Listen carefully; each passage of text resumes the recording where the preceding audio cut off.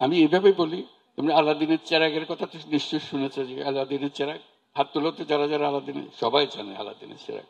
এরকম একটা চেরাগ এখানে থাকে, এরকম থাকে। কি হয়, তারে ছুঁয়ে দিলে কি আসে? দৈত্য আসে, আলাদিনের দৈত্য বেরিয়ে আসে। দৈত্য এসে কি বলে? হুকুম করুন, কি করতে হবে বলুন।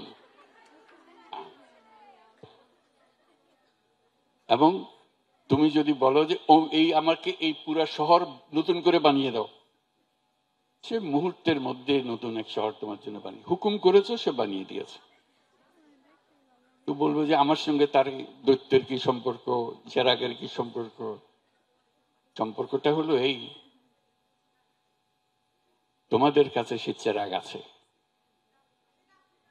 শুধু সেটা স্পর্শ করা, স্পর্শ করলেই সেই দৈত্য বেরিয়ে আসবে। এবং তোমাকে শুধু বলতে হবে কি, তাকে কি হুকুম দিবে সেটা বলতে হবে। এখন ধরো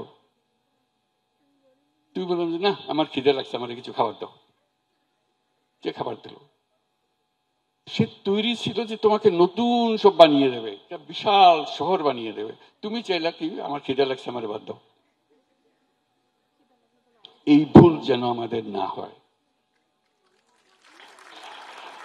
আমাদের শক্তি এত বড়, এটা ছোট্ট একটা জিনিস যেন সন্তুষ্ট হয়ে না যায়। আমি যে দৈত্যের কথা বললাম, আমি অন্যভাবে বলি, আসলে তুমি হলে সেই মায়াবী দৈত্য, দেবী, যাই বলো।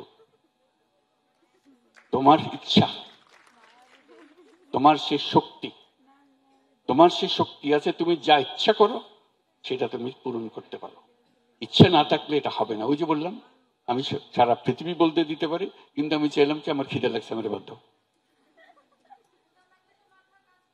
হ্যাঁ, মাথা কাজ করবে, ক্ষুধা লাগলে ওকে বলবো যে সারা দুনিয়ার যত খাবার সব সবাইকেও খাওয়া, আমাকেও খাওয়াও, হয়ে গেল। কাজে এটা বলতে জানার, সে তো তৈরি তোমাকে দেওয়ার জন্য। আমি কি চাইবো তার কাছে?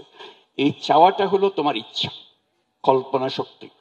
তুমি কি কল্পনা করো, বাংলাদেশ নিয়ে তুমি কি কল্পনা করো, এই কল্পনাই তোমাকে সেখানে নিয়ে যাবে।